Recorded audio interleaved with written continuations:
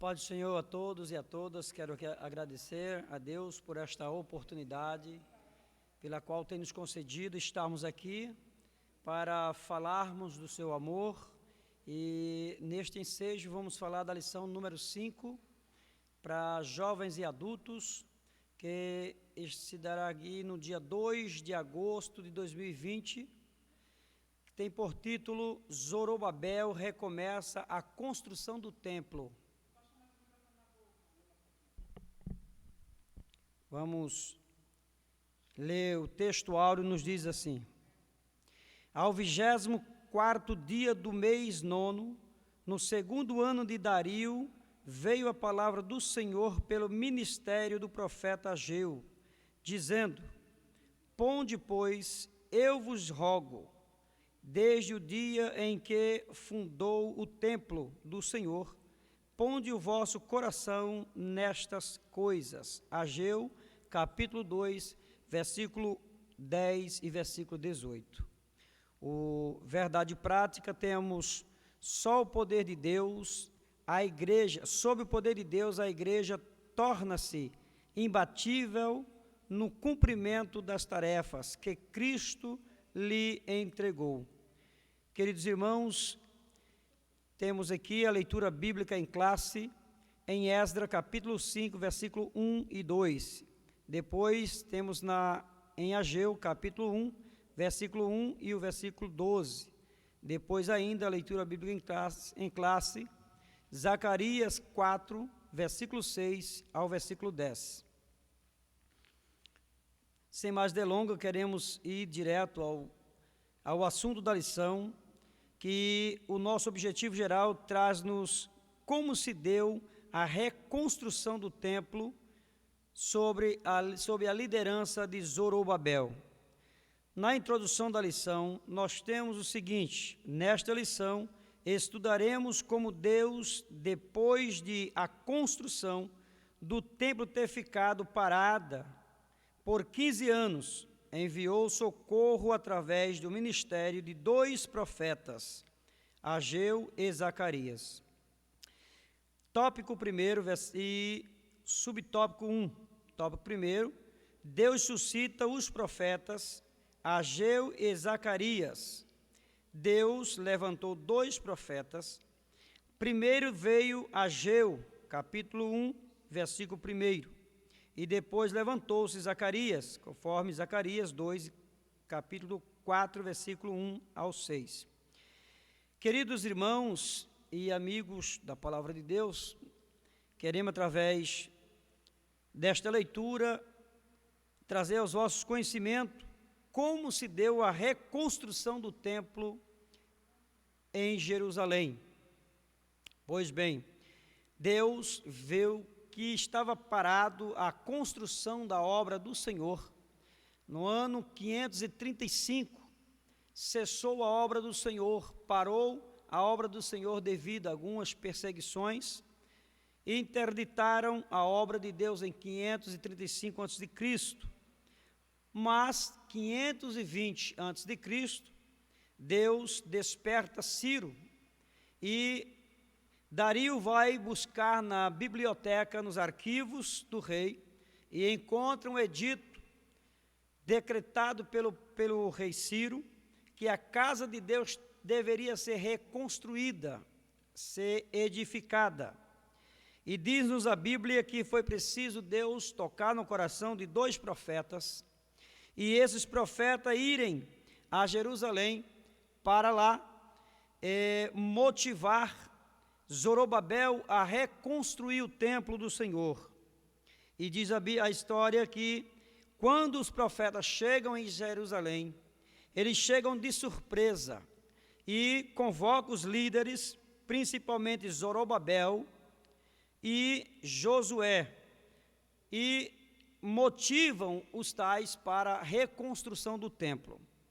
Vemos aqui que não foi convite de homem, não foi convite de líderes, nem religiosos, nem convite de líderes políticos, foi o trabalhar de Deus na vida dos profetas. Deus viu que Zorobabel era um líder político, e este líder ele recebeu uma mensagem pessoal.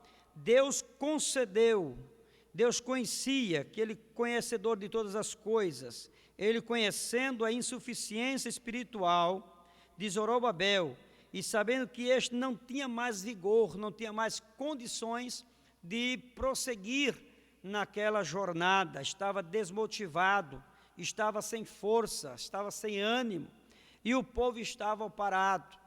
Diz a história em Ageu capítulo 1, que o povo voltaram para suas casas, talvez pensando que não era da vontade de Deus, o povo reconstruiu o altar, o templo do Senhor, melhor dizendo.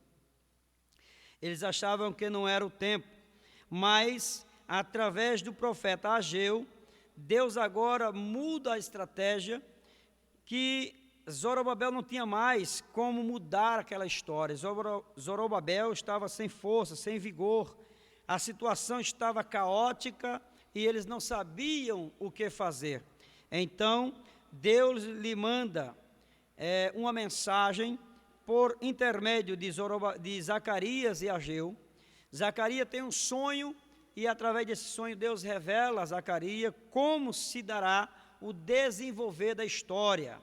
Zacarias sonha com um castiçal de ouro que representa a obra de Deus, e chegando lá, chama Zorobabel e começa a falar, a motivar para que a obra de Deus desse prosseguimento. No ano 520 recomeça a obra de Deus, a reconstrução do templo, e o profeta diz para Zorobabel: nem por força e nem por violência, mas pelo meu espírito, diz o Senhor dos Exércitos. Zacarias capítulo 4, versículo 6. Não por força e nem por violência, mas pelo meu espírito, diz o Senhor. Então Deus queria aqui que o povo fosse voluntário, que o povo fizesse a obra do Senhor com prazer, com voluntariedade.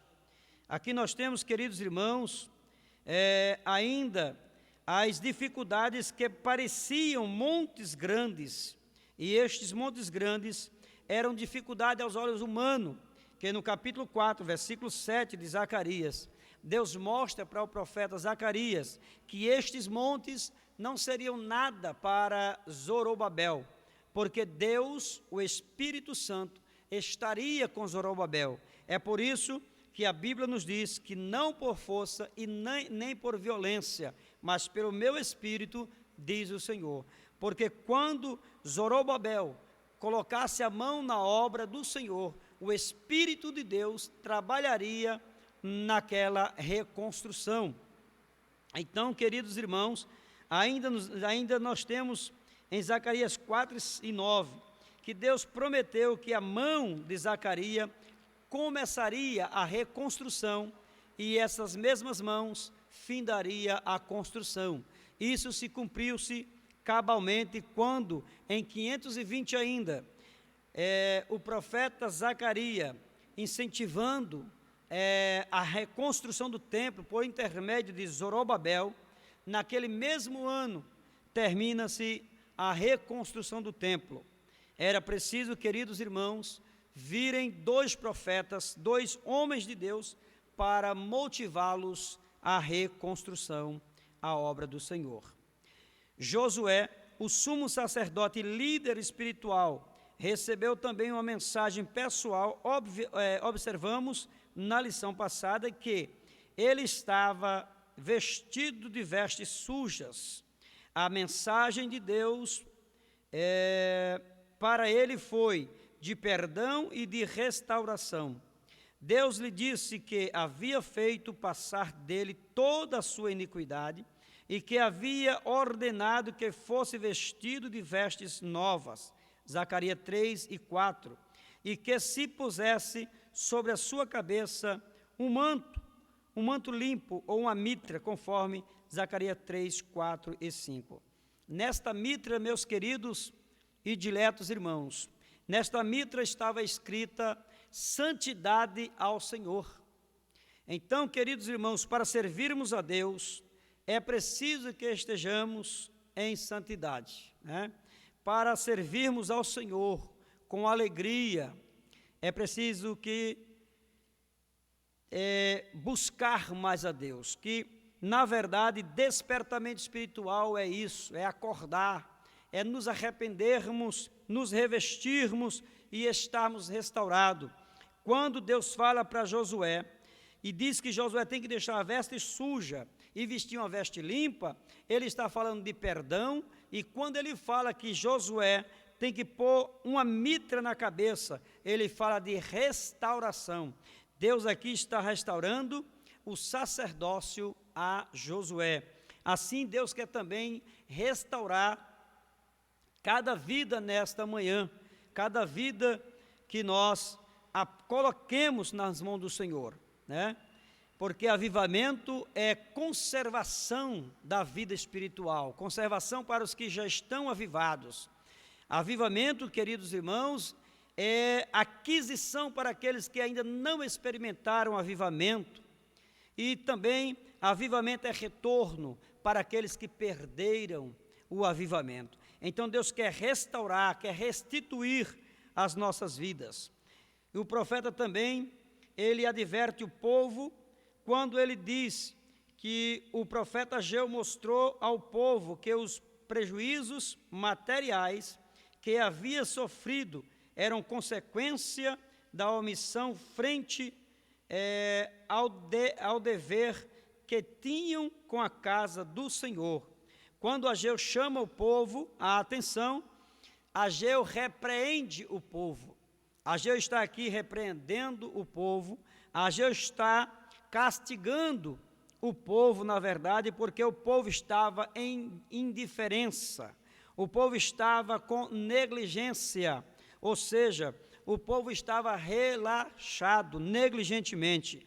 E a Bíblia nos diz, lá em Jeremias capítulo 48, versículo 10, que maldito é aquele que fizer a obra do Senhor negligentemente ou relaxadamente.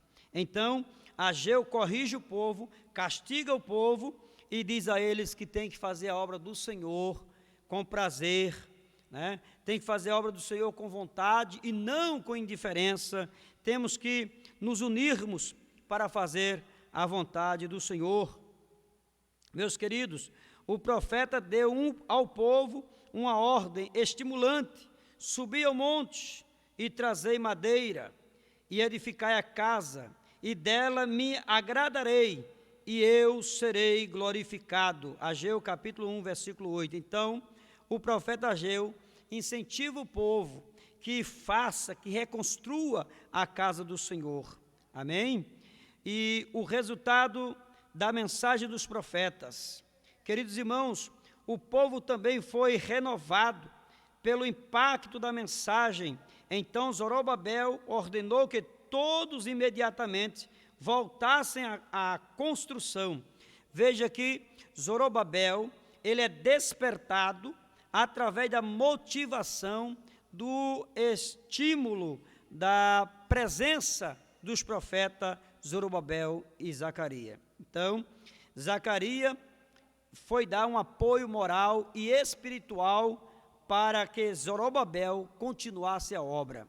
E Zacarias, mas juntamente com o profeta Ageu, ambos ficaram de mãos dadas naquela obra, porque eles começaram a edificar a casa de Deus, e os profetas de Deus ficaram com eles, ajudando os líderes ajudando o líder do povo na direção do trabalho. Porque, queridos irmãos, quando se reúne para fazer a obra de Deus, a obra cresce, a obra vai. Então, amados irmãos, que façamos a obra de Deus com prazer, que façamos a obra de Deus com amor, né? Sem negligenciar, sem preguiça. Então, amados irmãos, a Bíblia nos diz em Isaías 41, 6, um ao outro ajudou, e ao seu companheiro disse, esforça-te. E foi isso que Zacarias fez, foi isso que Ageu fez. Os profetas deram a mão e falaram para Zorobabel que fizessem a obra do Senhor, que edificasse a casa do Senhor.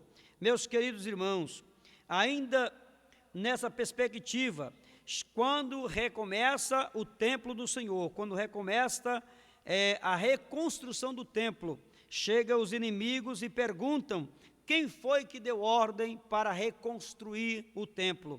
Quem foi que deu ordem para a reconstrução? E os judeus disseram que foi ordem do próprio rei Ciro, que tinha deixado um decreto e que eles, com certeza, daria continuidade, porque também teria o apoio do rei Dario, porque o rei Dario, no capítulo 5 de Esdras, ele busca para ver os registros nos arquivos reais e vê que Ciro tinha deixado um decreto para que a casa de Deus fosse edificada, para que a casa de Deus fosse reerguida, né, para adoração e louvor do nome do Senhor. Então, queridos irmãos, vemos também que o impulso espiritual dado pelos profetas continuou dominando os construtores até a conclusão. Vejamos que os profetas Ageu e Zacarias continuavam dando a sua cooperação, prosperando pela profecia do profeta Ageu e de Zacarias, filho de Ido, e edificaram a casa e a aperfeiçoaram, conforme o mandado de Deus de Israel, e conforme o mandado de Ciro, e de Dario, e de Artaxerxes, rei da Pérsia. Meus queridos irmãos, vejamos que acabou-se esta obra, ou esta casa, conforme registra capítulo 6 de Esdras e o versículo 15. Que grande bênção e despertamento dado por Deus ao rei Ciro, propagando-se, e agora, com a ajuda dos profetas, foi renovado e levado ao resultado glorioso. Toda honra e glória seja dada somente a Deus. Então, amados irmãos, quando nos unimos, conforme diz o nosso escritor, saudoso pastor Eurico, ele disse que quando esta obra foi acabada, primeiro Deus despertou a Ciro, depois Deus despertou os profetas, e os profetas se uniram a Zorobabel, e Zorobabel manda que o povo vá à obra, põe a mão na obra, a mão no arado, e a obra é concluída para a glória do seu nome. Tudo é para a honra e a glória do Senhor. Queridos irmãos, no segundo tópico da nossa lição, nós temos aqui o título, o ministério profético, uma prova da manifestação de Deus. Queridos irmãos, aqui nós entendemos que Deus se manifestava de uma maneira sobrenatural no Antigo Testamento. Há muitos exemplos no Antigo Testamento, como Moisés, Elias e outros, mas queremos aqui trazer à memória dos irmãos, em rápidas palavras, o grande líder Moisés. O grande líder Moisés, ele fez grandes milagres e sinais no Egito, porque Deus era com ele. Deus estava com ele, com a sua vara fazia grandes maravilhas, conforme Êxodo 4,17. Queridos irmãos, Elias, o profeta de Deus, também fez grandes milagres. Uma certa vez, Elias desafia os profetas de Baal, que Baal era muito venerado, né? Baal era muito venerado, e os seus adoradores fizeram um altar, ou seja, Elias o chamam, o conclamam para um desafio, e Elias chama os adoradores de Baal e diz: o Deus que responder com fogo, esse é o Deus verdadeiro. E Elias, ele sobe até o monte, e ele arruma o altar que está quebrado, que está literalmente destruído. O altar era feito de pedra, aonde se oferecia holocaustos. E Elias convoca todo o povo e arruma o altar, conserta o altar e põe a lenha sobre o altar. E pede que todo o povo molhe aquela lenha com água e ao redor do altar fizesse uma vala e enchesse de água, para que o Deus que respondesse com fogo seria o Deus que merecia a adoração. E assim todo o povo disse: é boa esta palavra. E quando o povo começa a clamar a Baal, e clamaram, e nada de Baal responder. Elias ainda brincava e zombava com eles, mas nada respondia Baal. E quando Elias clama ao Deus do céu, o fogo desce sobre a lenha molhada, o fogo consome a lenha e consome a água que está na vala. E todo o povo grita: só o Senhor é Deus, só o Senhor é Deus. Isto prova que a manifestação de Deus foi visível na vida daquele povo através do profeta Elias, né? Assim como foi também na vida de Moisés.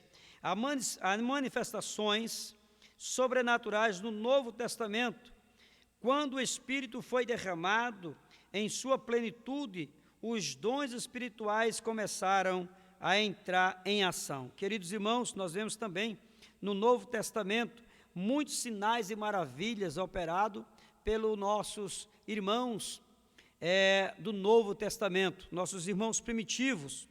Ele disse que, Paulo sempre dizia, e ele disse para Timóteo: não desprezeis o dom de Deus que há em ti.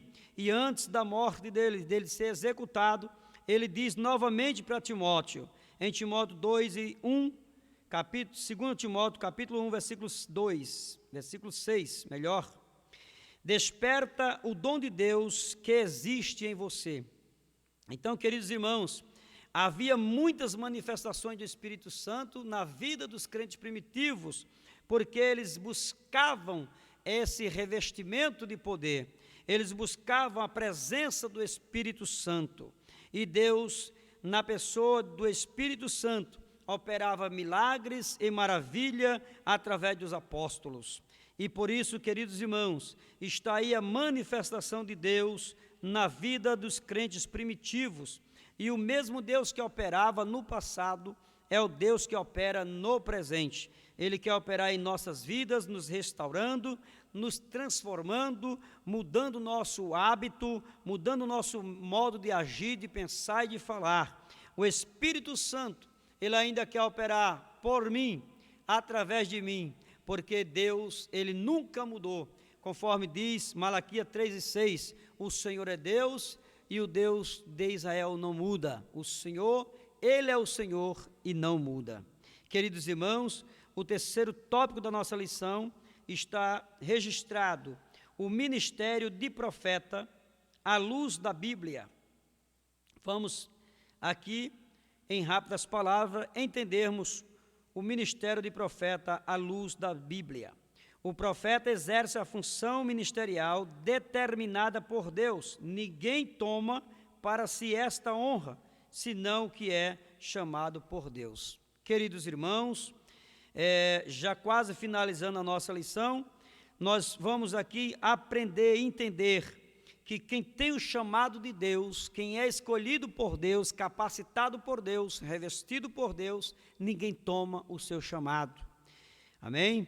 O profeta, na dispensação do Antigo Testamento, no Antigo Testamento, queridos irmãos, o profeta, ele agia em favor do povo e era o intercessor diante de Deus.